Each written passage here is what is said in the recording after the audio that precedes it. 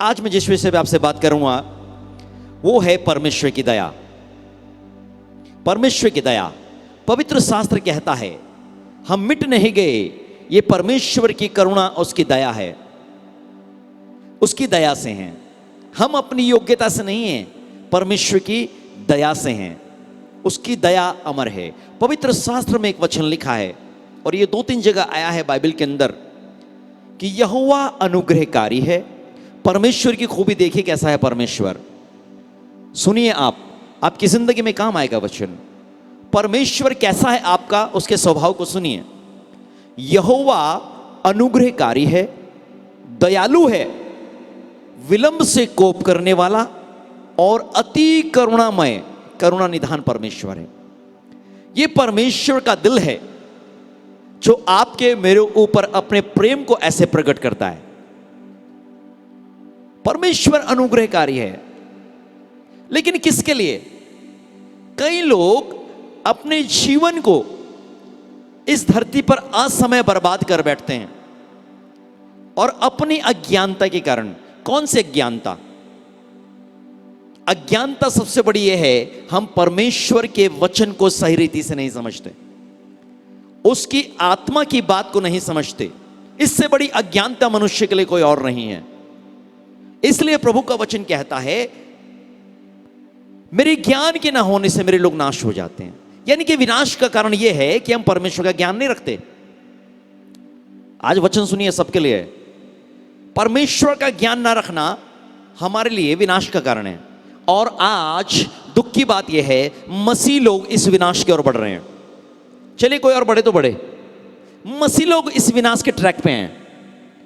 Pulpit पे खड़े होने वाले, प्रचार करने वाले, आराधना करने वाले, गवाहियां देने वाले, अपने आप को मिनिस्टर कहने वाले, अपने आप को लोगों की दृष्टि में हम अपने आप को शो ऑफ करते हैं, हम सेवा करते हैं, मैन ऑफ गॉड हैं, वुमेन ऑफ गॉड हैं, सब कुछ हैं, लेकिन फिर भी विनाश के ट्रैक पे हैं। समझिएगा प्लीज, गहराई में जाएंगे। आज ये परमेश्वर का वचन गांठ गांठ रुकू देगा, वार पर छेद देगा। मैं आपको बता रहा हूं, प्रचार करना दूसरों को कहना सेवकाई नहीं है। पौलुस ने कहा ऐसा ना हो कि मैं दूसरों को प्रचार करके खुद निकम्मा ठहरूं, कि मैं सेवा कर रहा हूं, मैं प्रार्थना बहुत अच्छे करना सीख गई, मैं मिनिस्ट्री को लीड करना सीख गई, बहुत सारी चीजें करना सीख गई। परमेश्वर की दृष्टि में वो व्यक्ति तुच्छ है जो परमेश्वर की आज्ञाओं के महत्व को नहीं समझता। प्लीज, वचन आज सबके लिए है। मैं जब प्रेयर में बैठा, ये वचन मुझे काटता रहा। कई बार हम सोचते हैं कि जो हम प्रचार करते हैं वो सिर्फ उनके लिए है जो आज जूम पे बैठे सुन रहे हैं, औरों के लिए है। हर एक के लिए परमेश्वर का वचन है। इस वचन को अपने अंदर लेंगे। आज पढ़िए मेरे साथ मत्ती की पुस्तक का 7 अध्याय और उसकी 2 आयत। आपके ऊपर परमेश्वर की दया कैसे आएगी? और आएगी पक्का। मैंने कई लोगों को चिल्लाते हुए सुना है, परमेश्वर दया कर दे, अनुग्रह कर दे, है ना? बहुत लोगों को चिल्लाते हुए सुना, दुहाई देते हुए सुना, दया कर दे, दया कर। जब इंसान तकलीफ में होता है तो परमेश्वर दया कर, कुछ तो कर, मेरे लिए दया कर। लेकिन फिर भी कई लोगों के ऊपर परमेश्वर की दया नहीं होती। कौन लोग हैं? आइए वचन को सुनते और समझ में आएगा कौन लोग हैं। ऐसे मसीह भी हैं जिनके ऊपर परमेश्वर की दया नहीं होती, और ऐसे भी हैं जिन पर परमेश्वर की दया होती है। सुनिए मत्ती 7 अध्याय उसकी 2 आयत। मत्ती की पुस्तक उसका 7 अध्याय उसका 2 पद। क्योंकि जिस प्रकार तुम दोष लगाते हो उसी प्रकार तुम पर भी दोष लगाया जाएगा। कहता है जिस प्रकार तुम दोष लगाते हो उसी प्रकार तुम पर भी दोष लगाया जाएगा। और जिस नाप से तुम नापते हो उसी नाप से तुम्हारे लिए भी नापा जाएगा। ये मेरा नहीं, कमाल की बात तो ये है, ये परमेश्वर यीशु मसीह का वचन जो उसके मुंह से निकला है। किसके? यीशु मसीह के। आप एक नए नियम के अलग किताब में बाइबल में पढ़ेंगे तो वहां ये अक्षर रेड लाइन से लिखा होगा, क्योंकि जो बातें यीशु मसीह के मुंह से निकली वो रेड लाइन से लिखी गई, रेड कलर से लिखी गई है वो वर्ड। तो यहां ऐसा लिखा है, क्योंकि जिस प्रकार तुम दोष लगाते हो उसी प्रकार तुम पर भी दोष लगाया जाएगा। कौन व्यक्ति चाहता है उस पर दोष लगाया जाए? तो कोई भी इंसान नहीं चाहता कि उसके ऊपर दोष लगाया जाए, लेकिन वो दोष लगाने में फिर भी आगे रहता है। ये स्वभाव मनुष्य का है। लेकिन पवित्र शास्त्र क्या कहता है? क्योंकि जिस प्रकार तुम दोष लगाते हो उसी प्रकार तुम पर भी दोष लगाया जाएगा। पवित्र शास्त्र में एक वचन लिखा है, मनुष्य जो बोता है वही काटता है। आप कहें मैं ऐसा क्यों काट रहा हूं, मैं ऐसा क्यों काट रही हूं अपनी जिंदगी में, अपनी लाइफ में? अपने अतीत में जाइए, अपने अतीत में जाइए, उन चीजों को याद करिए। आपने बोया क्या है? अरे जो बोएंगे वही तो काटेंगे। और ये गलत बात है अगर आप सोचते हैं कि परमेश्वर के सिद्धांत आपके लिए बदल जाएंगे। उसके सिद्धांत किसी के लिए नहीं बदलते। परमेश्वर का मापदंड, उसके मानक एक जैसे हैं सारी मानव जाति के लिए, हर इंसान के लिए एक जैसे हैं। यहां लिखा है, और जिस नाप से तुम नापते हो उसी से तुम्हारे लिए भी नापा जाएगा। हम तो दूसरों के लिए गलत तरीके से नाप रहे हैं और फिर कहते हैं हमारे लिए प्रभु ऐसा नहीं होना चाहिए, मेरे लिए नाप दूसरा होना चाहिए। परमेश्वर, पवित्र शास्त्र कहता है किसी का पक्षपात नहीं करता। दया का मतलब पक्षपात नहीं है। दया किस पे आएगी? दया है परमेश्वर के हृदय में। और मैं आपको एक चीज बताऊं, अगर आप कितने भी अच्छे मसीह और यीशु मसीह के भक्त क्यों ना हो, कितने टैलेंटेड क्यों ना हो, आपके हृदय में अगर दया का खाना नहीं है, आप बिल्कुल फेल हैं। आप हो ही नहीं सकते प्रभु के जन। हम भी कठोर होते हैं, बहुत चीजों में कठोर होते हैं, लेकिन याद रखना मेरे हृदय में पवित्र शास्त्र के अनुसार कहीं ना कहीं किसी ना किसी के लिए कोई खाना इसलिए खाली रहता है ताकि परमेश्वर की दया मुझ पे बनी रहे, मुझ पे बनी रहे।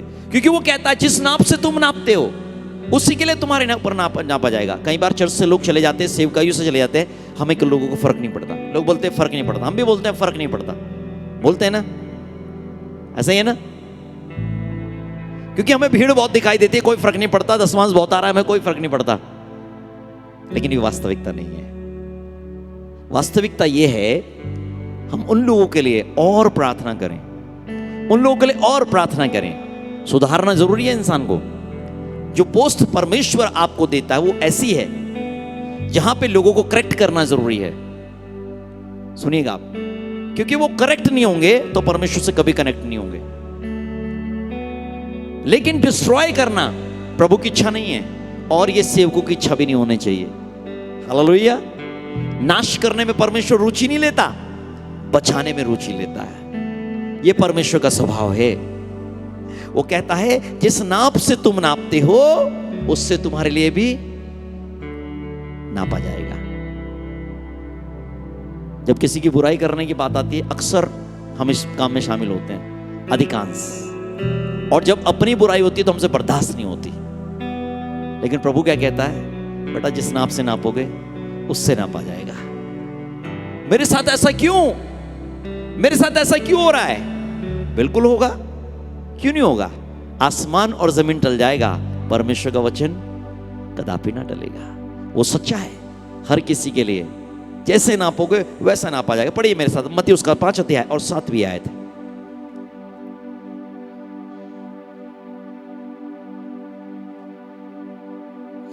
हाँ, मैथ्यू चैप्टर 5 वर्स 7। मत्ती की पुस्तक उसका 5 अध्याय उसका 7 पद। जी। धन्य है वे, धन्य है वे जो दयावंत हैं। ओ, धन्य हो जाएंगे वो व्यक्ति जो दयावंत है, जिनके अंदर दया है, वो आशीषित होंगे। कठोर लोग नहीं। प्रभु कहता है धन्य है वे जो दयावंत हैं, क्योंकि उन पर दया की जाएगी। अरे क्योंकि उन पर भी क्या करी जाएगी? दया की जाएगी। जो दया करोगे उसी के ऊपर तो दया आएगी। दूसरे का हाथ काटने में तकलीफ नहीं, अपना कटा तो बड़ी मुश्किल और कहने लगे परमेश्वर बचा ले, दया कर दे, कभी नहीं दया होगी। हो ही नहीं सकता कि परमेश्वर दया कर दे। दया पाना, आशीष पाना मेरे बोलने से, मेरे हाथ रखने से आपके ऊपर दया और आशीष नहीं बरसेंगे, यीशु मसीह की आज्ञा पालन करने से बरसेंगे। वो कह रहा है धन्य है वे जो दयावंत हैं, जिनके हृदय में दया है, जिनके अंदर दया है। एक व्यक्ति की कहानी लिखी है पवित्र शास्त्र में, जिसे कहा गया दयालु सामरी। उसकी कहानी आपने कई बार सुनी होगी, पढ़ी होगी, लेकिन आज समझिएगा उसे। वहां यीशु मसीह अपने दिल को प्रकट कर रहा है। आप समझिए, यीशु मसीह अपने हृदय को खोल रहा है उस वचन में। और क्या है उसका दिल, क्या है उसका हृदय? अगर आपके अंदर यीशु मसीह का दिल नहीं है, यीशु मसीह का हृदय नहीं है, तो आप कभी भी सेवकाई तो नहीं कर सकते। कर भी सकते हैं तो बनावटी, बनावटी, ओरिजिनल सेवकाई नहीं होगी आपकी, डिप्लोमेटिक मिनिस्ट्री होगी है, बिना यीशु मसीह के दिल के नहीं हो सकती। मुझे चर्च के अंदर कभी कभी जब मैं सेवकाई करने जाता हूं, ऐसे ऐसे लोग दिखाई देते हैं जो मैं प्रार्थना में बैठता हूं, व्यक्तिगत रूप से मेरा हृदय टूटता है, और वहां के पास्टर्स को मैं कई बार कॉल करता हूं उन व्यक्तियों के लिए। वो व्यक्ति, वो औरत कैसी है, उसे खोज करो, उसे सर्च करो। कई लोगों को मैंने कई बार, यहाँ पास्टर चंद्रकिरण भी जुड़े हैं और लोग भी प्रभु के दास हैं, कई लोगों के लिए को मैंने कई बार कॉल किया। और ये कभी कोई सोचते होंगे, यार इतने अच्छे लोगों को छोड़ के पास्टर जी कौन कौन सी चीजों में इंटरेस्ट लेते हैं, क्यों? अगर आपके अंदर हार्ट ऑफ क्राइस्ट नहीं है, यीशु का दिल नहीं है, आप सेवा नहीं कर सकते। कभी कभी हमें क्या लगता है, भाई बड़ी मीटिंग अरेंज कर दो हमारे सेवा करने, और सड़क के किनारे कोई पड़ा हुआ आदमी बिना पानी के मर जाए। It is not the ministry of God. ये परमेश्वर की सेवा नहीं है। कभी कभी पापी दिखता है तो हम उस पर पूरे भड़ास निकालने की कोशिश करते हैं खुलेआम, कोई पाप करता हुआ जाए तो, है ना? किसके समान? समझिए ध्यान से, किसके समान? शास्त्रियों फरीसियों के समान। और जब यीशु आया तो उसने क्या किया? Heart of Christ. यीशु आया तो उसने क्या किया? यीशु आया तो उसने अपना दिल खोल दिया। क्यों? इसलिए नहीं कि वो पाप को अलाउ कर रहा था, इसलिए नहीं कि यीशु पाप में गिरना चाहता था, परंतु इसलिए क्योंकि यीशु मसीह के अंदर था कि मैं इसे पाप से निकालूंगा जरूर। हालेलुया। प्लीज समझिए परमेश्वर के वचन को। दयालु सामरी की कहानी यीशु ने कही, और यीशु ने वो कहानी नहीं कही, अपना दिल लोगों को खोल के बताया। वास्तविकता यह है, यीशु मसीह ने दृष्टांत कहा था। कहा एक व्यक्ति जा रहा था, मार्ग में उसे डाकुओं ने पकड़ा, उसे मारा पीटा, उसे लूट लिया, अधमरा छोड़ दिया। वहां से एक याजक निकला, उसने देखा और कतराकर चला गया। उसने देखा ये मरा हुआ सा अधमरा सा व्यक्ति पता नहीं कौन है, तड़फ रहा है, लंबी लंबी सांस ले रहा है, मरा नहीं है अभी, और उसने देखा और चला गया। शब्द लिखा है कतराकर चला गया। एक और व्यक्ति आया उसके बाद, जिसका नाम था लेवी। लेवी मतलब सेवा करना सीख रहा है। सेवा करना क्या कर रहा है? सीख रहा है भैया। और कैसी सेवा सीख रहा है? अरे जब याजक ने नहीं सीखी तो लेवी क्या सीखेगा? वो आया, उसने भी देखा और कतराकर चला गया। थोड़ी देर बाद लिखा हुआ एक सामरी व्यक्ति आया। सामरी व्यक्ति आया। सामरी व्यक्ति का मतलब जानते हैं आप? सामरिया में पाप बहुत था भैया, समझ लेना। दयालु तुच्छ कहे जाते थे वो व्यक्ति आया और उसने उसे देखा और रुक गया। और ये कौन पड़ा हुआ है? देखा नब्ज टटोल के, मरा नहीं अभी, जिंदा है, लंबी लंबी सांस ले रहा है, खून बह रहा है, कपड़े फटे पड़े हैं। उसे पूछा तो क्या हाल है? पता नहीं कैसे बोला होगा बेचारा, लेकिन लिखा है उस सामरी ने उस पर तरस खाया। और यीशु ने कहा बता, लोगों से पूछा बताओ उसका पड़ोसी कौन? उस अधमरे व्यक्ति का पड़ोसी कौन? पड़ोसी का मतलब उसका प्यार करने वाला कौन? उसे मोहब्बत करने वाला कौन? वही जो उस पर दया कर रहा है। हम सोचते हैं कि दुनिया को पूरी बचा ले, और नफरत इतनी अंदर बड़ी पड़ी है, कूट कूट के कभी नहीं बचा पाएंगे। जैसे अंदर आप न्याय करोगे वैसा ही होगा। समझ लो, समझ लो। मैंने बहुत लोगों की जिंदगी देखी, अपने खुद की भी देखी, खुद की भी देखी। अपने पर बीतती है तो हम चिल्लाते और रोते हैं। कभी अपना पीछे मुड़ के देखो कि हमारी जिंदगी क्या थी। क्या परमेश्वर ने आप पर दया करी तो औरों पे नहीं होगी क्या? औरों पे नहीं होगी? हाँ, धन्य क्या है, धन्य वो व्यक्ति जिसके अपराध ढांपे गए हों, जिसके पाप ढांपे गए हों। कभी कभी लोगों को प्रचार कड़वा लगता है कि मुझे बोल दिया, मुझे ठोक दिया। ये वर्ड ऑफ गॉड है, ये वचन है, और ये इसलिए है ताकि लोग आशीष और जीवन पाएं। लेकिन इसका मतलब ये नहीं सार्वजनिक रूप से किसी को भी कह दें सड़क में खड़े हो गए वे बेचारी क्या हाल है, ऐसा नहीं, प्लीज। हालेलुया। यहां ये व्यक्ति आया सामरी, और इसने तरस खाया, उठाया, मल्लम पट्टी करी, सराय में ले गया, पैसे भी देकर गया। यीशु ने कहा बता कौन इसका पड़ोसी? लोगों ने कहा वही जो तीसरे राउंड पे आया, सामरी। हाँ, क्यों? यीशु ने कहा यही करो। क्या कहा प्रभु ने? यही करो, दया करो, तरस खाओ। एक व्यक्ति की बीमारी मैंने देखी, अपना मिनिस्ट्री करने गया हुआ बहुत साल पहले। उसकी टांगों में दर्द रहता था, उस व्यक्ति की टांगों में दर्द। बहुत लोगों ने दुआएं करी, बहुत लोगों ने दुआएं करी, मेडिसिन ली, डॉक्टर्स के पास गया, किसी को समझ नहीं आया। उसकी टांगों का दर्द नहीं गया, चिल्लाता था वो व्यक्ति। कोई व्यक्ति वहां प्रार्थना करने आया, आत्मिक जन, मैं भी था साथ में। प्रार्थना करते करते उस आत्मिक जन ने बोला, याद कर तूने किसे नीचे गिरा के डंडों से जिसकी टांगे तोड़ी थी। उस व्यक्ति को याद आया, उस व्यक्ति को याद आया, हाँ मैंने ऐसा किया था। एक व्यक्ति चिल्ला रहा था, मैंने डट मार मार के उसकी टांगे तोड़ दी थी गुस्से में। और आज क्या हो रहा है? आज चिल्ला रहा है, लेकिन परमेश्वर की दया नहीं आ रही है तेरे ऊपर, नहीं आ रही है। आप सबके जीवन आपके परिवार हैं। अगर आप चाहते हैं आपके जीवन आपके परिवार अच्छाई भलाई और आशीषों में चलें, तो वही बोइए जिसे आपको काटने में मजा आए। अगर आप दया चाहते हैं तो दया बोइए, प्रेम चाहते तो प्रेम बोइए। नफरत बोगे तो नफरत ही काटोगे, क्रूरता बोगे तो क्रूरता ही काटोगे, बुराइयां बोगे बुराइयां काटोगे। Jesus, hallelujah.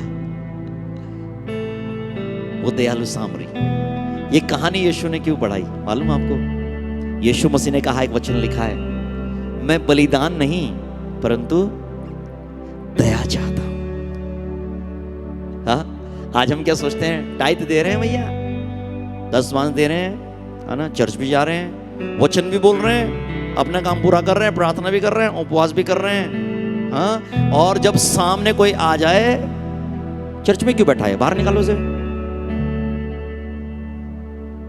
बिल्कुल निकालिए। लेकिन क्यों? अगर आपके ऊपर रीजन सही है, और निकालने पे भी आपके दिल के अंदर क्या रहना चाहिए? क्या रहना चाहिए? अपना खुद का जीवन सामने रहना चाहिए। हमेशा याद रखना, ये बात बिल्कुल सत्य है। परमेश्वर आपको रिस्पॉन्सिबिलिटी देता है। एक बार कोई नहीं मानता, 2 बार कोई नहीं मानता, 3 बार कोई नहीं मानता, कलीसिया में कोई नहीं मानता। बिल्कुल पवित्र शास्त्र कहता है भैया, और क्यों कर दे अलग? इसलिए ताकि औरों के ऊपर दुष्प्रभाव ना जाए, ऐसा लिखा है। समझ रहे हैं आप?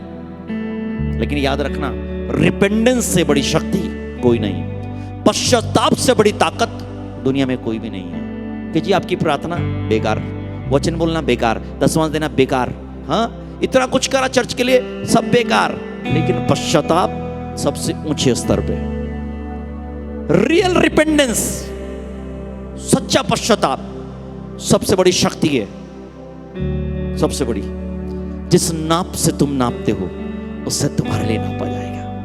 धन्य है वे जो दयावंत हैं, क्योंकि उन पर दया की जाएगी। और अक्सर पता क्या चलता है? अक्सर मसीह लोग क्या बोलते हैं? मैंने कब का माफ कर दिया उसे, कब का भूल गया। लेकिन जब इंसान सामने फंसा मिलता है ना, गड्ढे में गई, और जो वो कहता है यार मेरा हाथ बाहर है, मुझे निकाल ले, अच्छा वो ये तू, इसके हाथ में भी मिट्टी डाल दे, इसका हाथ भी दिखाई ना दे, दफन कर दो, दफन ही से, तब पता लग जाए कितनी क्षमा हुई। ये दिल अंदर जो है ना, अंदर सचमुच तो ये है, दुनिया में लोग ना, मसीह लोग यीशु मसीह से खेल रहे हैं, सत्यता है पूरी। इसलिए प्रभु यीशु ने कहा था, जब मैं धरती पे वापस आऊंगा, क्या मैं मनुष्य में यार विश्वास पाऊंगा? विश्वास का मतलब वो आत्मिक जीवन पाऊंगा जिसके लिए मैं क्रूस पे चढ़ा। वास्तविक जो रियलिटी है, हम कई बार संतुष्ट हो जाते हैं, जितना मैं कर रहा हूं इतना ठीक है भैया, इससे आगे आत्मिक नहीं बढ़ सकता मैं, इससे ज्यादा मुझे और आत्मिक नहीं बनना, वरना सब कुछ ही बर्बाद हो जाएगा। हाँ, बिजनेस भी लूट जाएगा मेरा तो ये भी लूट जाएगा, वो भी लूट जाएगा, किसी लायक नहीं रहूंगा मैं तो। किसी लायक नहीं रहोगे नहीं आप सबसे बड़े लायक हो जाओगे। ग्रो करना चाहिए आपको, बढ़ना चाहिए आपको आत्मा में, आपकी भूख और प्यास बढ़नी चाहिए आत्मिकता की। अगर नहीं बढ़ रही है, आप रुक गए अपने आप को संतुष्ट करके, तो समझ लो शैतान आपको भरमा रहा है, बहुत अच्छे से भरमा रहा है। इतनी बाइबल पढ़ ली बहुत है, इतनी प्रार्थना कर ली बहुत है, चर्च चला गया बहुत है, आज ये सेवा कर ली बहुत है। लोग अक्सर नहीं बोलते, मैं भी बोलता हूँ अक्सर, है ना, संडे बहुत हो गया यार, थक गए। लेकिन वास्तविकता ये नहीं है, बिल्कुल नहीं है। हाँ, ये वास्तविकता ही नहीं। थकता कब है इंसान? जब वो मानसिक रूप से प्रभु से अलग हो जाता है। मानसिक रूप से, शरीर में हम रहते हैं इसमें कोई शक नहीं है, लेकिन पवित्र आत्मा अगर चाहे, पवित्र आत्मा, आप क्या सोचते, लोग 40 दिन के जो कंटिन्यू उपवास करते थे अपनी सामर्थ्य से कर सकते हैं? कभी नहीं कर सकते, कर ही नहीं सकते।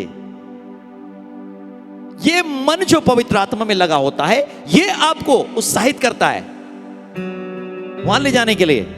अक्सर इंसान को भूख कब लगती है? मैं बताता हूं कब लगती है। आप क्या खाएंगे? कब इंसान को भूख लगती है? जब उपवास में होता हो।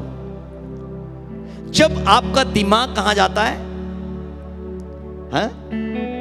बिल्कुल खाने की तरफ जाता है। जब आपके थॉट्स, आपकी सोच खाने की तरफ चली जाती है। किसी को खाना खाते हुए देखते हैं, कुछ पीते हुए देखते हैं, ओ यार भूख, प्रभु फिर कभी करूंगा उपवास, अब तक तो नहीं लग रही थी। लेकिन अगर आपका मन प्रभु में लगा हुआ है, उसे प्यार कहते हैं। एक फिल्म में गीत था, आप भी सुन लो, बहुत साल पहले, ये इश्क है क्या एक रोग बुरा, ना भूख लगे ना प्यास लगे। क्या बात है यार, हाँ, कहते थे ना। तो ये खुदा की जो मोहब्बत है, ये आपके अंदर से वास्तव में भूख और प्यास को मिटा देगी। क्यों? कैसे? आपका मन वहां डूब गया। लोग कहते हैं मुझसे उपवास नहीं, कभी होगा ही नहीं, क्योंकि आपका मन प्रभु में लगा ही नहीं है। ये सत्यता है। आपका दिमाग कहां चला जाता है? पेट की तरफ, अपनी सांसारिक चीजों की तरफ। इसलिए आप परमेश्वर से ज्यादा अपनी सांसारिक चीजों को महत्व देते हैं। मुझे एक ऑफिसर मिला था, बहुत बड़ा ऑफिसर था हमारे उत्तराखंड गवर्नमेंट का, स्टेट लेवल का। तो वो बिजनेस में आया, मेरे साथ काम करने लगा और बहुत कुछ करता था। एक प्रॉपर्टी में थोड़ा सा परेशान हो गए वो और वो आखिरी मालूम क्या बोला उसने? दूसरे को बोला, भाई तू संभाल ले। मुझे कहने लगा, बरसवाल जी मैं एक चीज को एंजॉय करता हूं। मैंने कहा सर किसे? कह रहा मेरी जो जॉब है ना, रिस्पॉन्सिबिलिटी गवर्नमेंट की तरफ से है, मैं वहां अपने काम को ना, जॉब को, उसे एंजॉय करता हूं, पूरे समर्पण दिल से करता हूं। मैंने क्या बोल रहा है बंदा, पूरा एंजॉय। आपका एंजॉयमेंट कहां है? हाँ, प्रभु के दास ने कहा, आहा परमेश्वर तेरे वचन मुझे मधु से मीठे लगते हैं, मुझे तेरी व्यवस्था से कैसी प्रीति है। किससे? व्यवस्था से प्रीति, तेरे वचन से प्यार है। प्रभु वचन से प्यार है। आजकल लोगों को वचन से प्यार तो नहीं है। अगर वचन का प्यार क्या होता है? मात्र बाइबल पढ़ना वचन का प्यार नहीं है। वचन का प्यार मालूम क्या होता है? परमेश्वर कड़वी बोल दे चाहे मीठी बोल दे अपने वचन से, तू कुछ बोल दे, इसे मोहब्बत कहते हैं। अब इसी को मोहब्बत कहते हैं। एक प्यार करने वाला दूसरे इंसान से ना मुंह फेर लेना, वो कहे कड़वी बोल दे, बोल तो ले, हाँ तो कुछ तो बोल ले, मुंह तो खोल ले। कंडीशन ऑफ लव, ये प्यार है। अगर परमेश्वर, मालूम आपको, परमेश्वर मनुष्य से कितना प्रेम करता था, यीशु मसीह को दे दिया। हाँ, और उस प्रेम के कारण परमेश्वर लोगों से बात करता था। 400 साल परमेश्वर ने मानव जाति से मुंह फेर लिया। क्या खत्म? प्यार किस चीज में बदल गया भाई? ये किस चीज में परिवर्तित हो गया? परमेश्वर कह रहा मुझे बात नहीं करनी इन लोगों से, मुझे बात नहीं करनी इन लोगों से, मुझे बात नहीं करनी। क्यों? और वो 400 साल से चिल्ला रहे हैं, इस्राएली चिल्ला रहे हैं, परमेश्वर दया कर। हाँ, कभी कभी परमेश्वर अपनी दया को रोक लेता है, फिर याद दिलाता है हमें। और वो परमेश्वर ही क्या, जो हमें हमारे जीवन की वास्तविकता ना दिखा दे। वो पवित्र आत्मा है ही नहीं। सुन लेना ध्यान से, वो पवित्र आत्मा हो ही नहीं सकता जो आपके खुद के जीवन की वास्तविकता ना दिखा। और मैं एक बात आपको से कहता हूं, अपने जीवन की वास्तविकता को अपनी आंखों के सामने हमेशा रखो। इसी वजह से आप मनुष्य जाति से प्यार कर पाओगे, इसी वजह से आप लोगों पर दया कर पाओगे। अन्यथा हमारा जो स्वभाव है ना मनुष्य, लिखा है परमेश्वर ने जब देखा कि मनुष्य के अंदर जो उत्पन्न होता है वो बुराई होता है, अच्छा होता ही नहीं। रोमियो की पुस्तक में लिखा है सबने पाप किया और परमेश्वर की महिमा से अलग हो गए। तो कैसे? मैं कह रहा हूं आपका हृदय जब दया का होगा।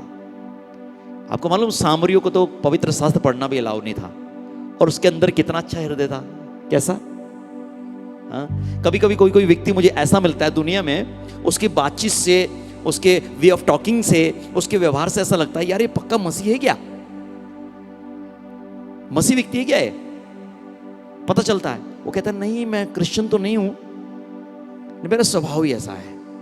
Are you believer? Are you follower of Christ? Yeshu Masih का स्वभाव, मसीह का सा स्वभाव। बिल्कुल आपको गलत चीजों से अलग रहना है, लेकिन हमेशा याद रहे कि आज मैं वचन का प्रचार कर रहा हूं, अपने अतीत को मत भूलिए। जैसे परमेश्वर ने आप पे दया करी है, जैसे परमेश्वर ने आप पे दया करी, दयावंत बनो। आने वाले समय में हम सबका न्याय होगा। कैसे होगा?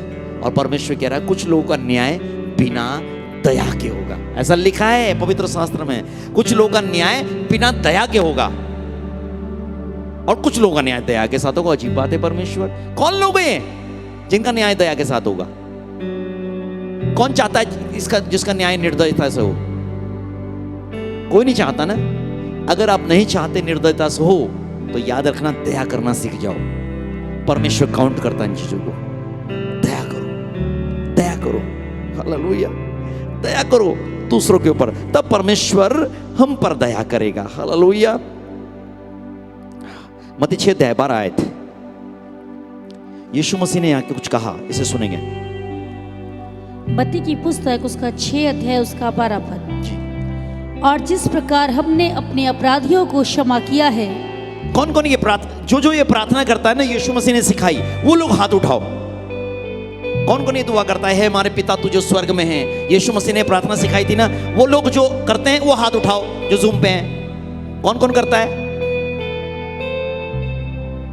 करते हो नहीं करते? हाथ उठाओ। डर क्यों रहे हो? प्रमोद तो नीचे हाथ गर्दन करके हाथ उठा रहा है। हाँ ऐसे करते हैं ना दुआ ये वाली। हाँ क्या मांग रहे हो परमेश्वर से? क्या मांग रहे हो? अपने मुंह से मांग रहे हो। क्या मांग रहे हो? अपने मुंह से विनाश मांग रहे हो, अपने मुंह से विपत्ति मांग रहे हो, दया नहीं मांग रहे हो। शब्दों से नहीं होती है। वो क्या कह रहा, फिर से पढ़ो। और जिस प्रकार हमने अपने अपराधियों को क्षमा किया है। जिस प्रकार हमने अपने अपराधियों को क्षमा किया है। याद रखना, किसके? अपने। हाँ अपने। हम क्या करते हैं? उल्टा करते हैं। यीशु मसीह के अपराधियों को, पवित्र आत्मा के अपराधियों को तो क्षमा कर देते हैं। अच्छा, पवित्र आत्मा को गाली दी तूने, कलीसिया के लिए तूने ऐसा पूरा किया, कोई बात नहीं, ठीक है।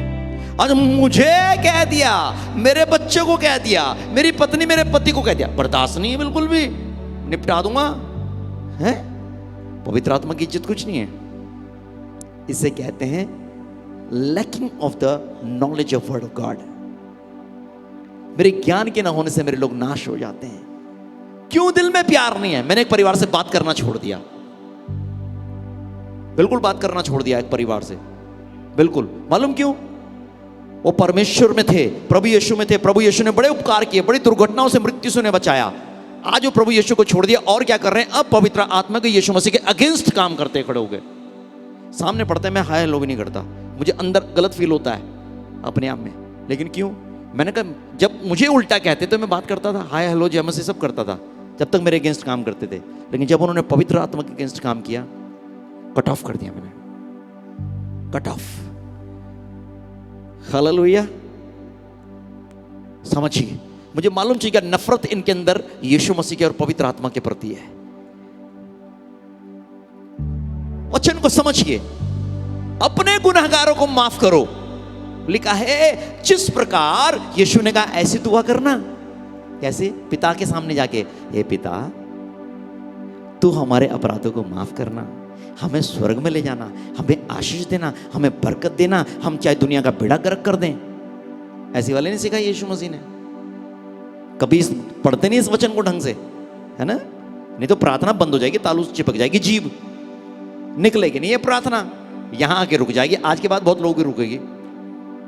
क्या कह रहे हैं? जिस प्रकार हम अपने अपराधियों को क्षमा करते हैं वैसे ही तू भी वैसे ही तू भी हमारे same in same way Lord, same way. अगर मैंने अपने अपराधियों को क्षमा कर दिया तो तू भी मेरे क्षमा कर दे। और जिसने नहीं किया ना अपने अपराधियों को क्षमा, समझ लो क्या हो रहा आज। चिल्लाते कितना रहो परमेश्वर दया कर दया कर दया कर, दया नहीं हो रही है। जानवरों की तरह पेट भर रहे हैं आप। उस औरत ने कुत्ते भी तो खा लेते मेज का चूर चार। हाँ, अरे यीशु मसीह इसलिए नहीं आया कि आपको मेज का चूर चार खिलाए, और यीशु मसीह तो इसलिए आया ताकि अपने साथ आपको टेबल पर बिठा के लंच और डिनर कराए। उसने कहा चक्काई को, चल मैं तेरे घर में आज खाना खाऊंगा, साथ बैठ के भोजन करेंगे। मेज का चूर चार। हाँ, किसी ने कहा, व्यक्ति ने, अरे पेट तो कुत्ते भी भर लेते हैं, जानवर भी भर लेते हैं। यीशु मसीह ऐसा करने नहीं आया हमारे लिए। पवित्र शास्त्र कहता है यीशु मसीह हमें तृप्त करने आया। दाऊद ने मालूम क्या कहा? दाऊद ने कहा, वचन में लिखा है, प्रभु ने मेरे प्रभु से कहा मेरे दाहिने बैठ, जब तक कि मैं तेरे शत्रुओं को तेरे पैर की चौकी ना कर दूं। ऐसा ही परमेश्वर की योजना है, यीशु की योजना है, प्रभु के लोगों के लिए है, मेरे दासों और दासियों मेरी अगल और बगल में बैठो। एक औरत ने कहा, मेरे दो पुत्र हैं, जब तू आएगा अपने राज्य, एक को दाएं एक को बाएं बैठा लियो प्रभु, मजा आ जाएगा, पूरा मजा आएगा। इसका मतलब दाएं और बाएं बैठेंगे लोग यीशु मसीह के। समझ रहे हैं आप? बैठेंगे लोग। कौन बैठेगा? कौन बैठेगा वो दाएं बाएं? हैं? अरे दाएं बाएं छोड़, दूर भी खड़े जाओ, आग की झील से बच जाओ, बड़ी बात है। उसका न्याय भी निर्दयता से किया जाएगा, जो निर्दयता से लोगों के लिए नापेगा। दया, एक हृदय। और याद रखना, मेरे अंदर एक परमेश्वर ने स्वभाव दिया है, सच कह रहा हूं आपको, मैं बहुत जल्दी लोगों की गलतियां भूल जाता हूं, किसी की भी हो, बहुत जल्दी। और कितना कठोर भी दुख हो, बस प्रभु ही जानता है। जब घुटनों में बैठते हैं, गिरे हुए और भागे हुए लोगों को ज्यादा दुआ होती है, धन्य हुए लोग यार, हालेलुया, प्रभु संभाल।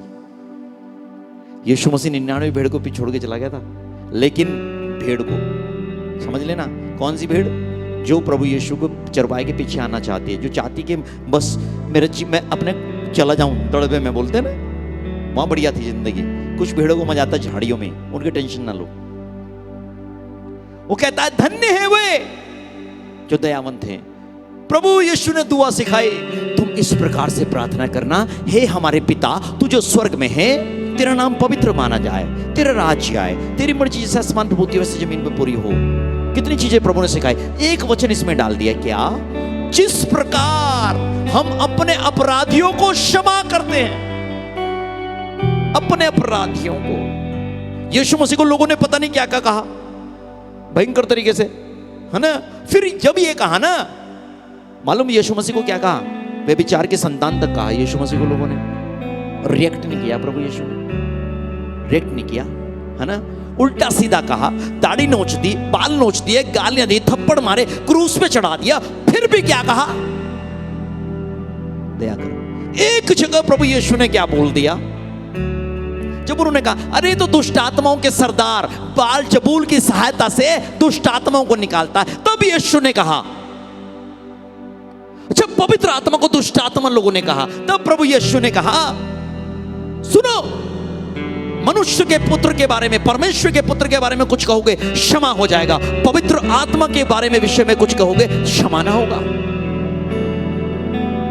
ना इस लोक में ना परलोक में। वो कह रहा धरती पे भी दंड और वहां भी दंड।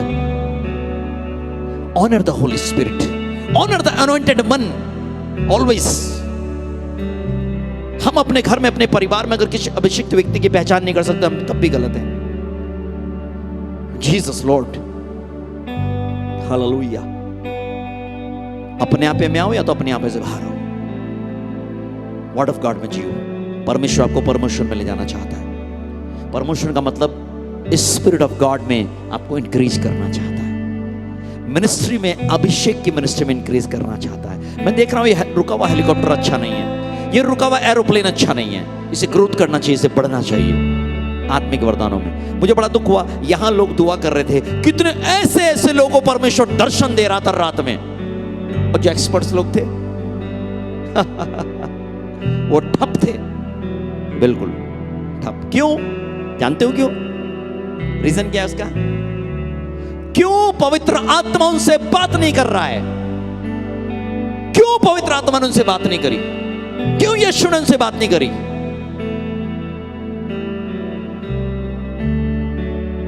अपने आप में चलने के कारण। होल नाइट प्रेयर फॉर्मेलिटी पूरी करो। Jesus Lord. पवित्र आत्मा ने मुझे कहा बेटा सुबह, रात के तो बोला ही था 3 बजे, और आपने देख लिया क्या हुआ 3 बजे। जितने लोगों की दुआ करी यहां से एक भी जमीन पे खड़ा नहीं रहा था। और सुबह प्रभु ने कहा देश के लिए प्रार्थना कर। एक लड़का मेरे पास आया, उसने कहा सर मुझे पहली बार जिंदगी में दर्शन दिखा और इतना खुश हो रहा, इतना खुश हो रहा। वो कह रहा 4 दर्शन दिखे, 2 उसने मुझे अंदर बताए, 2 बाहर जाके बताए बाद में। और उसने देखा कि हमारे इंडिया के नक्शे पे हर जगह पूरे नक्शे पे क्रॉस ही क्रॉस, क्रॉस ही क्रॉस और क्रॉस ही क्रॉस। मालूम ये दर्शन मैंने कई साल पहले देखा था, कई साल पहले देखा था खुली आंखों से, जब मैं कहीं लिली आंटी के साथ मिनिस्ट्री कर रहा था। खुली क्रॉस ही क्रॉस देख रहा हूं सब जगह। और मालूम फिर उसने क्या देखा? कह रहा फिर मैंने देखा एक कीड़ा आ रहा है दूसरी दिशा से और इंडिया के नक्शे पे आया और वो खाने की कोशिश कर रहा है, इंडिया के नक्शे को खाने की कोशिश कर रहा है। तुरंत यीशु मसीह आया और यीशु मसीह ने उसे डिस्ट्रॉय कर दिया, कीड़े को वहीं का वहीं।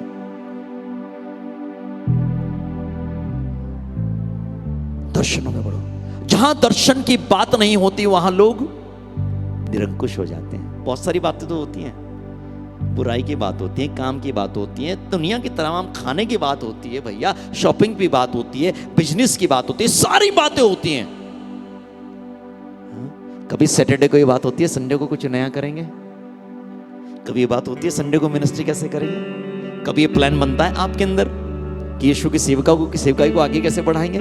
क्यों मन में जिज्ञासा नहीं है? और है भी तो आपके अंदर अगर बात भी करते तो वास्तव में आत्मिक जिज्ञासा है या नहीं है? उन्माद है या नहीं है? आनंद है या नहीं है? दाऊद कह रहा है तेरे भवन की धुन मुझे खा जाएगी, मुझे तो मिनिस्ट्री में मजा आता है प्रभु।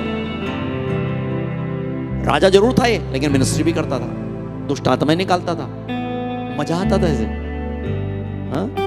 राजपद छोड़ के नाच रहा है संदूक के सामने, मजा आ रहा है उसे। आनंद कहां ले रहा है वो? परमेश्वर तेरी उपस्थिति में का एक दिन कहीं और के 1000 दिन से उत्तम है। ये है स्पिरिट ऑफ गॉड, ये है परमेश्वर का आत्मा। आज संसार में आपके ऊपर शैतानी चीजें ऐसी हावी हो गई, 24 घंटे में कितनी बार सोचो आपको परमेश्वर की बात सुनने को मिलती है, याद आती है, और 24 घंटे में कितनी बार आपको संसारिक चीजें घेर के रखती हैं। सर्च करो। We are not spiritual. हो ही नहीं सकता, हो ही नहीं सकता। मुझे तो आज भी अपने वो दिन याद आते जब मैं अपने काम के लिए निकलता, मेरे बगल में डायरी होती थी और एक पेन जरूर होता था, और प्रभु दिन भर बात करता था मेरे से, और मैं लिखता था और मैं सुनता था। हालेलुया। क्या परमेश्वर आज नहीं बोलता? आज भी बोलता है। जो तैयार है उनसे बोलता है, जो सुनने को तैयार है उनसे बोलता है। जो सुनते नहीं उन्हें बोलेगा क्यों प्रभु? जो सुनना नहीं चाहता उसे प्रभु बोलेगा क्यों? हाँ, फॉर एग्जाम्पल आपको लड़का लड़की को किसी से मोहब्बत हो गई और प्रभु आपको कुछ बोलना चाह रहा है, भाई इसे हटा, कुछ नया अच्छा है तेरे लिए। प्रभु सुनना ही नहीं है ना। हाँ, मुझे तो वहीं जाना है ना, मुझे तो वो चीज अपने दिमाग में जब आप चीजें बना के रखते ऑलरेडी, तो परमेश्वर आपसे बोलेगा क्यों? और बोलेगा भी तो सुनोगे कहां से? प्रभु यहां से नहीं बोलता इन कानों से, यहां से बोलता है। यहां तो कुछ और भरा हुआ, यहां तो नफरत बढ़ी हुई, यहां तो बुरी चीजें भरी हुई है, बुराई की चीजें भरी हुई। कहां से आवाज सुनोगे? परमेश्वर की आवाज इन कानों से नहीं सुनी जाती। सुन लेना ध्यान से। हाँ। लिखा है मन के कानों से सुनी जाती है, मन के कानों से। यहां खाली रखो, यहां पे प्लीज। आप प्रार्थना में क्यों बैठते मालूम है? इसे सुबह सुबह के मनन के समय को बोलते हैं क्वाइट टाइम। क्यों? अक्सर मैं रात में दुआ क्यों करता हूं मालूम आपको? क्यों होती है रात की दुआ? तो लोग बोलते हैं रात में शैतानी शक्तियां ज्यादा काम करती है, इसलिए दुआ करनी पड़ती है। एक पहलू हो सकता है, वॉरफेयर हो सकता है, लेकिन मालूम आपको सुबह रात में लोग दुआ क्यों करते हैं? ये शांत समय है। लेकिन अगर उस रात में भी आपके दिमाग में ही ये भरा पड़ा है कि कल क्या करना है, तो भैया फिर तो दिक्कत की बात है, बड़ी बड़ी समस्या की बात है, बड़ी समस्या की बात है फिर तो। हालेलुया। आइए एक वचन और पढ़िए, याकूब उसका 2 अध्याय और 13 आयत।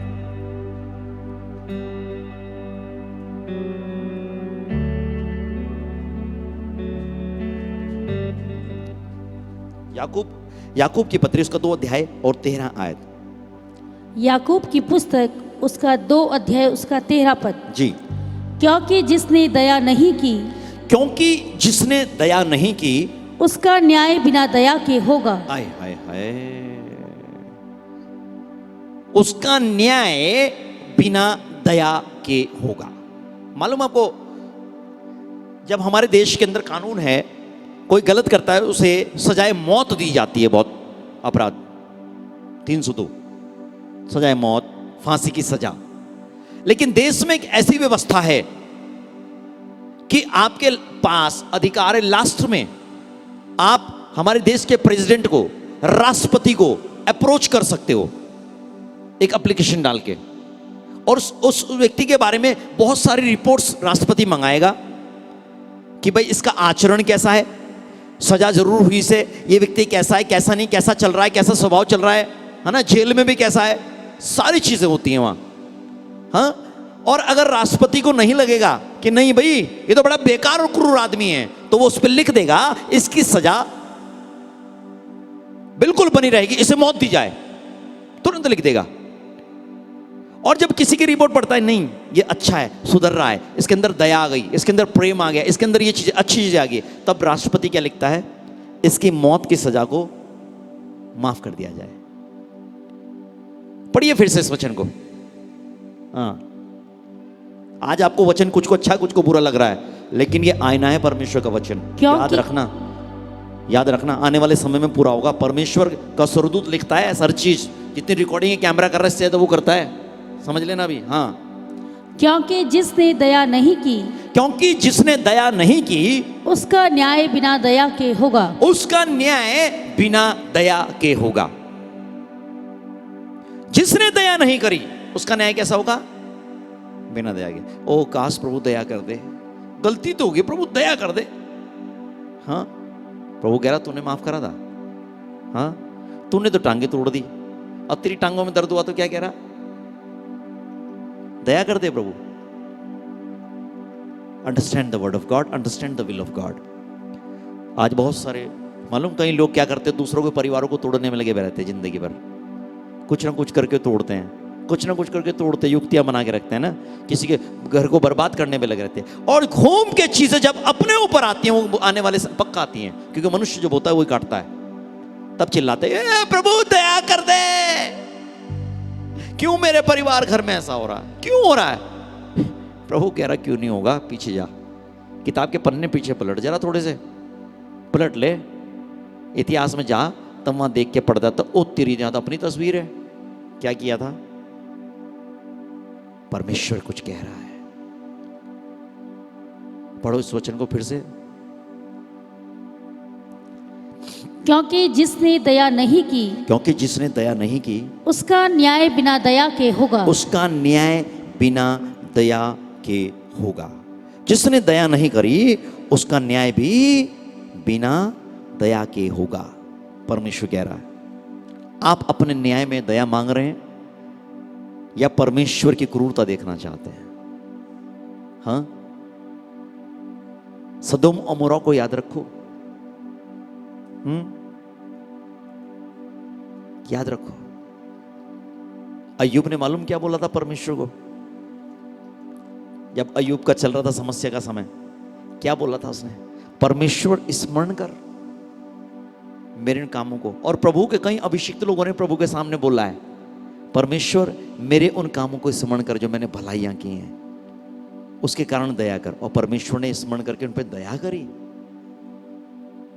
हम पे क्या है, हम पे क्या है कहने को परमेश्वर को, प्रभु स्मरण कर मैंने कैसे दुनिया का बेड़ा गर्क करा, कैसी नफरत बोई।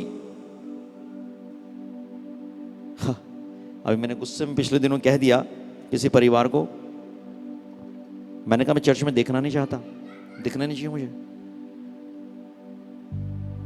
वो फैमिली तो रोई, बाकी का मुझे पता नहीं। फैमिली का मतलब उसके परिवार को कोई बड़ा व्यक्ति रोया, लेकिन उसने ये भी समझा क्यों ऐसा कहा। उसने समझदार व्यक्ति ने ये भी समझा कि मैंने क्यों ऐसा कहा, उसकी समझ में बात आई। कभी कभी चीजें ठीक करने के लिए बहुत कुछ करना पड़ता है, बहुत कुछ करना पड़ता है। मालूम, पवित्र शास्त्र में ऐसा लिखा है, न्यायी कैसा है? अभी तो आपने अनुग्रह पढ़ा ना, वो कठोर भी है। यीशु मसीह ने कह रहे, एक दृष्टांत दिया, कहा स्वामी ने 3 लोगों को बुलाया, उन्हें तोड़े दिए, एक को 5, एक को 2, एक को 1, ऐसा ही ना, और तोड़े दिए और कहा ले इस्तेमाल कर, इस्तेमाल कर, इस्तेमाल कर। तीनों को दिए, इस्तेमाल करने को दिए, और क्या कहा, जब आया बाद में हिसाब लूंगा, इनका इस्तेमाल करो, बिजनेस करो, बढ़ाओ। देखो अभी आप, हमें भी सबको दिए ना, कितना बढ़ रहा है, रुक गए वहीं, तोड़े, बढ़ाओ। और जब वापस आया स्वामी तो पूछा, बुलाया भाई 5 वाले को, हाँ भाई ला 5 दे दे, तुझे कितना है? अरे स्वामी ले 10 हो गए, 5 कमाए। उन्होंने कहा शाबाश, कमाल का है, अपने स्वामी के आनंद में सहभागी हो, आजा मेरे साथ। दूसरे को बुलाया, भैया दूसरा वाला 2 वाला कहाँ है? उसने कहा ले आए, ये स्वामी 2 और 2 और ले, 2 और कमाए, 4। कहा शाबाश, बहुत बढ़िया, आजा अंदर आ, स्वामी के आनंद में सहभागी हो, मजे मार मेरे साथ, शाबाश, बहुत अच्छा काम किया। तीसरे को बुलाया, आजा भाई आजा, तू भी आजा, तुझे कितने ने? कि 1 दिया था मुझे तो, ला फिर ले आ, तू भी आजा। दूसरा कहाँ है? मालूम इसने क्या कहा?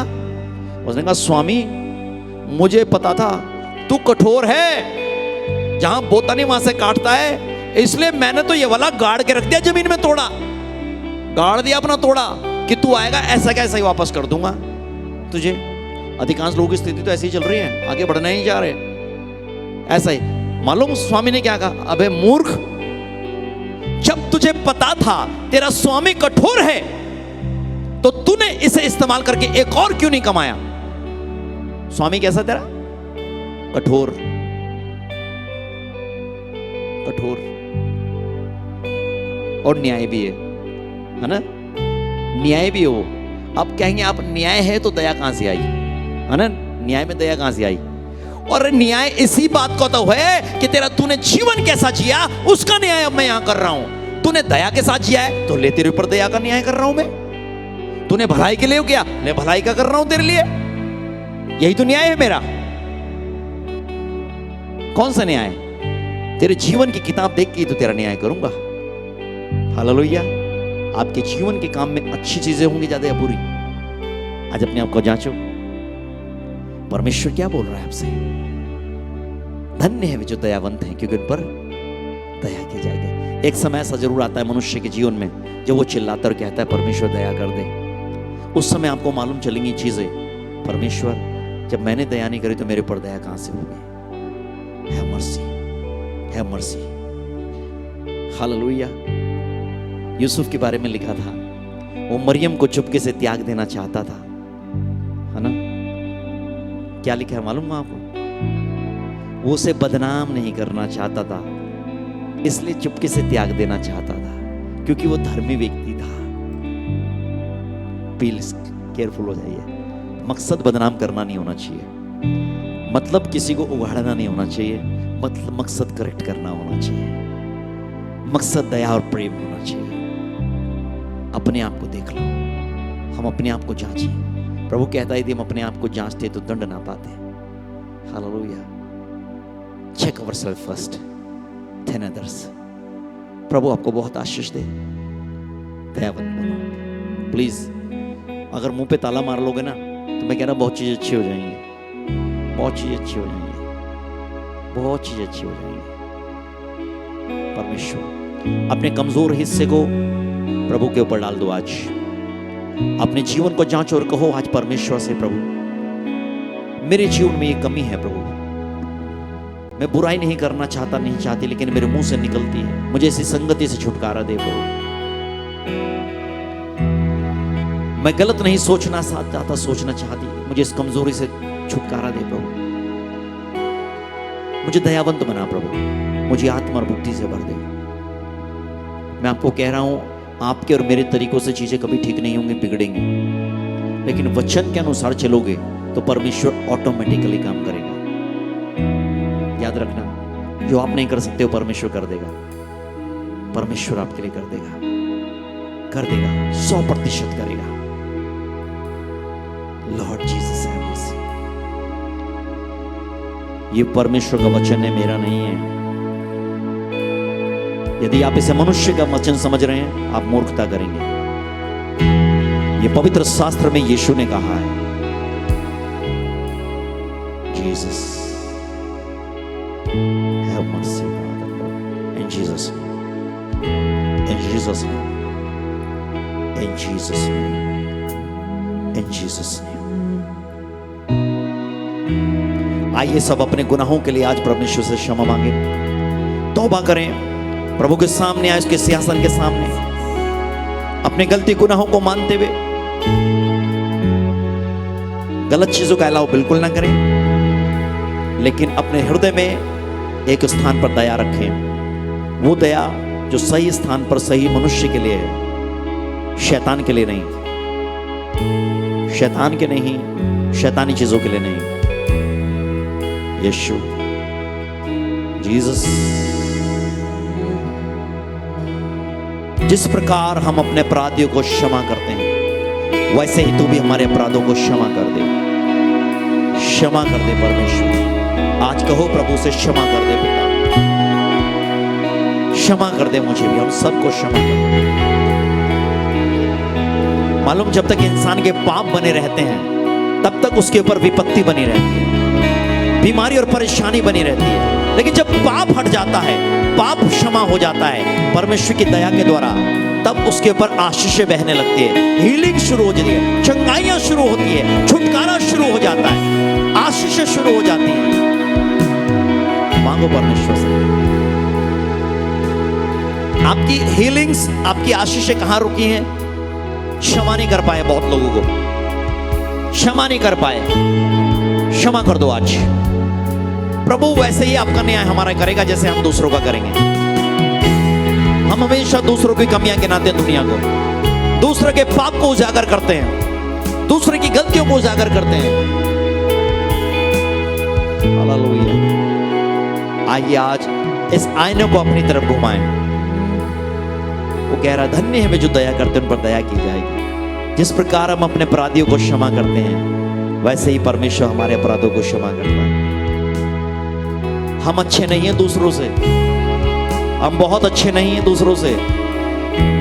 जब परमेश्वर ने आप पर दया करी थी, औरों पर भी। हालेलुया। कुछ नहीं चाहिए खुदा, बस तू ही तू चाहिए मुझे। कुछ नहीं चाहिए खुदा, बोलो बस तू ही, बस तू चाहिए मुझे। तू मेरा पिता, मैं तेरा बेटा, ये रिश्ता काफी है मुझे। तू मेरा पिता, मैं तेरा बेटा, ये रिश्ता काफी है मुझे। कुछ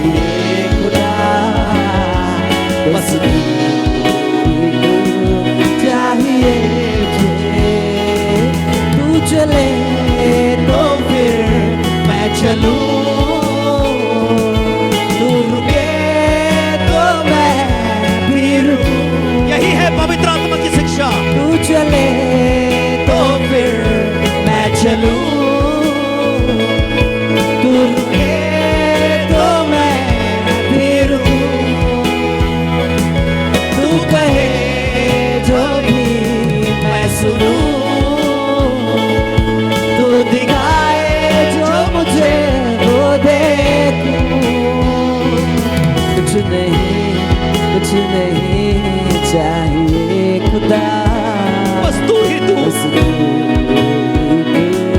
चाहिए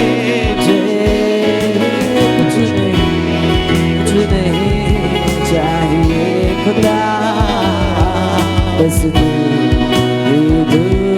चाहिए मुझे। तू मेरा पिता, मैं तेरा बेटा, मैं तेरा बेटा, ये रिश्ता ये रिश्ता काफी है। काफी है मुझे। सब बोले एक साथ। तू मेरा पिता, मैं तेरा बेटा, ये रिश्ता काफी है मुझे। जुड़ जाओ फिर से प्रभु से। तू मेरा पिता, Amen. मैं तेरा Restore yourself. अपनी जिंदगी को फिर से बनाओ। काफी है मुझे। तू मेरा पिता, मैं तेरा बेटा, ये रिश्ता काफी है मुझे। कुछ नहीं चाहिए खुदा, बस तू ही तू। बस तू ही चाहिए मुझे। ला ला ला ला ला ला ला ला ला ला ला ला ला ला ला चाहिए मुझे। इस दुनिया में बहुत सारे लोग बहुत कुछ चाहते हैं, बहुत कुछ मांगते हैं, लेकिन प्रभु का वचन ऐसा कहता है, जिसके पास परमेश्वर का पुत्र है उसके पास जीवन है। अर्थात जिसके पास यीशु मसीह है उसके पास जिंदगी है। जिसके पास यीशु नहीं उस पर जीवन भी नहीं है। पवित्र शास्त्र में ऐसा लिखा है।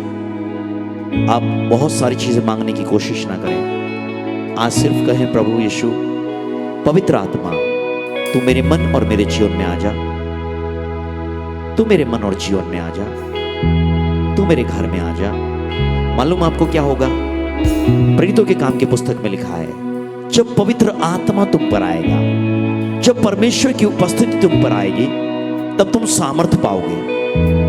तब तुम्हारे मनों से, शरीरों से, तुम्हारी जिंदगी हर एरिया से दुर्बलताएं, बीमारियां, परेशानियां, शैतानी चीजें, शत्रु के थॉट्स, गलत विचार, वो हमेशा के लिए निकल जाएंगे। जब पवित्र आत्मा तुम पर आएगा, उस परमेश्वर को पुकारो आज। कोई अपनी चंगाई ना मांगे, कोई फाइनेंस ना मांगे, कोई अपनी जॉब ना मांगे, कोई बिजनेस के लिए प्रार्थना ना करे आज, कोई किसी भी हीलिंग के लिए दुआ ना करे। आज प्रभु से कहें, बस प्रभु परमेश्वर यीशु मसीह, मुझे तू चाहिए, मुझे पवित्र आत्मा चाहिए, मुझे तेरे आत्मा का हिस्सा चाहिए, जो मुझे सारी बातें सिखाए, जिससे मेरा जीवन धन्य और आशीषित हो जाए। मैं कह रहा हूं, जिसके पास परमेश्वर का पुत्र है उसके पास सब कुछ है। जिसके पास यीशु है उसके पास सब कुछ है। यीशु को बुलाओ, यीशु को पुकारो। पवित्र आत्मा आपकी जिंदगी में काम कर रहा है, इसे ले लो और धन्य हो जाओ। प्रभु यीशु, मैं प्रार्थना करता हूं, इतने लोग प्रभु मुझे देख और सुन रहे हैं, इन सबके मनों में, इनके जीवनों, इनके घरों में, इनके परिवारों में पवित्र आत्मा की संगति और सहभागिता आ जाए। पवित्र आत्मा का सामर्थ्य इनकी जिंदगी में उतर जाए। In Jesus name I pray father lord, fill this children of God with the presence of God. भर दो प्रभु अपनी संतानों को, अपनी रूह से मसा कर दो। सबों के मनों में, जीवनों में, घरों में, हर एरिया में प्रभु तेरी उपस्थिति के द्वारा आशीषें आ जाएं। ये लोग धन्य हो जाएं। सब धन्य हो रहे हो आप। यीशु आपके लिए रास्ते खोलने आ रहा है। यीशु मसीह आपको ब्लेस करने आ रहा है। यीशु मसीह आपको शांति और चंगाइयां देने आ रहा है। यीशु मसीह आपको आजाद करने आ रहा है। उन बंधनों से आपका दिमाग काम नहीं कर रहा है कि कैसे होगा, इम्पॉसिबल नजर आता है, कोई रास्ता नजर नहीं आ रहा है। प्रभु यीशु कह रहा है, मैं आ रहा हूं। Jesus is coming in your life. Jesus is coming in your home. Jesus is coming in your ways. Just allow your God. Just invite Lord Jesus Christ. Please, Lord, come in my life, come in my family. Again, Father, build me again, Father, Lord. Bless me again, Lord. Lead me again, Lord. Correct me again, Lord. Father, bless us, Father, with the anointing of the Holy Spirit. Fill us more and more and more, Father. ये वचन प्रभु जो आपने दिया हर एक के अंदर जीवित हो यीशु के नाम से। धन्यवाद प्रभु, आपने लोगों को ब्लेस कर दिया। रिजल्ट्स आ रहे हैं प्रभु, रिजल्ट्स आ रहे हैं। लोग आजाद हो रहे हैं, लोग आशीष पा रहे हैं, लोगों के बंधन खुल रहे हैं, क्योंकि यीशु मसीह तू आ रहा है। रोशनी आ रही है, अंधेरा भाग रहा है। रोशनी आ रही है आपकी जिंदगी, घरों में अंधेरा भाग रहा है। ऑटोमेटिकली यीशु के नाम से ब्लेसेड हो जाओ, ब्लेसेड हो जाओ, ब्लेसेड हो जाओ इन जीसस नेम। आमीन। May God bless you. God bless you and God bless you.